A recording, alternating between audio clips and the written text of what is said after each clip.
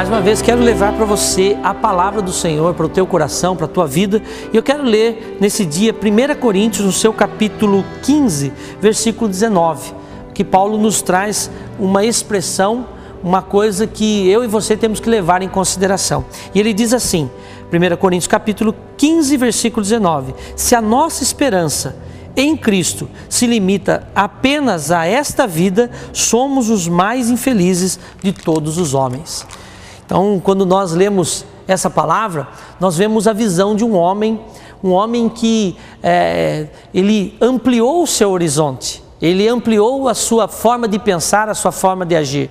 Mas note, eu não sei se você conhece um pouquinho da história de Paulo. Paulo foi um homem, ele começa escrevendo Gálatas, por exemplo, dizendo que ele era um jovem bastante evoluído para a sua época. Ele diz assim, eu muito me avantajava aos mancebos da minha época, ou seja, eu era um pouquinho acima da média dos jovens que ali estavam, né? Ele preservava aquilo que haviam ensinado a ele, que era ser fariseu desde nascença, ou seja, ele conhecia a palavra, ele tinha conhecimento das escrituras à época, né? Não era uma Bíblia como nós temos hoje, uma Bíblia encadernada, mas eram os pergaminhos, e ali eles estudavam aquilo que Deus havia feito no meio do povo de Deus, aquilo que Deus havia feito em Israel. E a história diz que Paulo era um homem estudioso, e ele mesmo afirma isso, que ele fazia as coisas com determinação, ou seja, fazia as coisas com zelo, com diligência, ou seja, tudo que ele vinha à mão,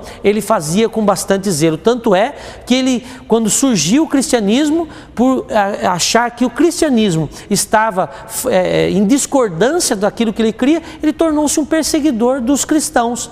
Ele ia até o sumo sacerdote, pedia cartas para que ele pudesse perseguir os cristãos, prender os cristãos e fazer com que aquele movimento que era contrário àquilo que ele cria, acabasse. Mas em determinado momento, ele tem um encontro com Jesus. Jesus se revela a ele, aparece a ele e diz uma frase, né, que todos nós conhecemos. Daqueles que leem um pouco a Bíblia sabem da frase, né, que Jesus falou, Paulo, ou Saulo, como era conhecido na época, né? Depois ele teve seu nome mudado para Paulo, mas na época era Saulo. Ele diz, Saulo, Saulo, por que me persegues? E naquele momento, ele ouvindo aquela voz, ele tornou-se cego, depois ficou cego por um determinado período, recebeu oração e aquela cegueira espiritual, a Bíblia diz que as escamas caíram dos seus olhos, né? Ele tornou a ver, ele tornou a enxergar fisicamente, mas naquele momento que ele torna a enxergar fisicamente, também há uma mudança nos olhos espirituais.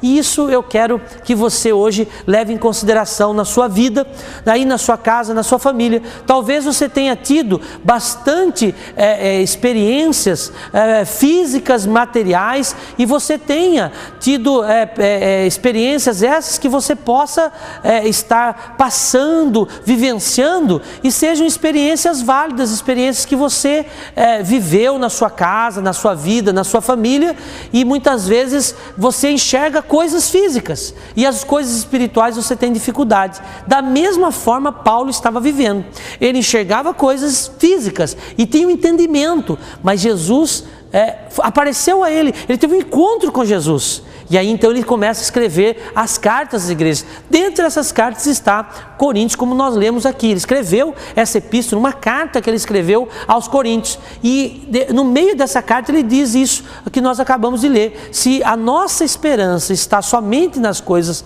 físicas, materiais, nós somos as pessoas mais infelizes da face dessa terra. O que nós concluímos com isso? O que eu aprendo com isso, com essa frase tão importante para a vida cristã aqui na face da terra? Eu aprendo o seguinte, que aquele homem que antes valorizava as coisas da terra, ele passa a ter uma outra visão, ele passa a dimensionar e valorizar as coisas de uma outra forma, de uma outra ótica, a ótica espiritual, ou os olhos espirituais. Os seus olhos físicos foram cegados momentaneamente, mas quando ele passou a ver novamente com seus olhos físicos, também começou a enxergar coisas espirituais de uma outra forma.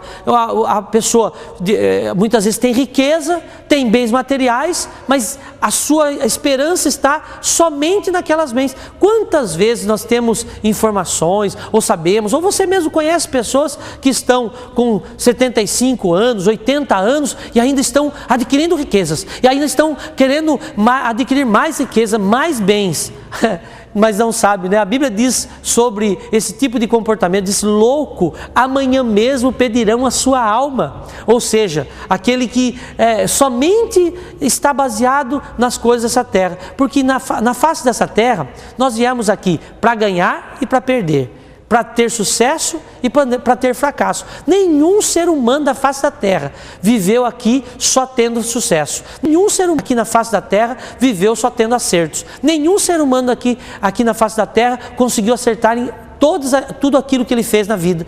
Então nós temos que estar preparados para ganhar e para perder. Uma das coisas que eu sempre ensino na nossa igreja é que nós precisamos preparar o coração para perder. Porque para ganhar, nós não precisamos preparar o coração. Talvez você que me assista hoje, você não precisa preparar o seu coração para dizer assim: nossa, alguém pode ser que me dê um carro zero e vai chegar na minha casa com uma fita vermelha e esse carro zero vai ser entregue. Você não precisa preparar o seu coração, porque isso é uma coisa maravilhosa. Qualquer um de nós gostaríamos que isso acontecesse na nossa vida. E você não precisa preparar o seu coração, mas você precisa preparar o coração para as derrotas, para os fracassos. E Paulo está dizendo isso: se eu confio, se eu acredito, se eu baseio a minha felicidade nas coisas que eu tenho, eu sou a pessoa mais infeliz da face da terra. Por quê? Porque você pode perder. Você pode perder a sua saúde, você pode perder a sua família, você pode perder a sua casa, você pode perder o seu casamento, você pode perder um filho, você pode perder um pai, você pode perder uma mãe, você pode perder o seu carro,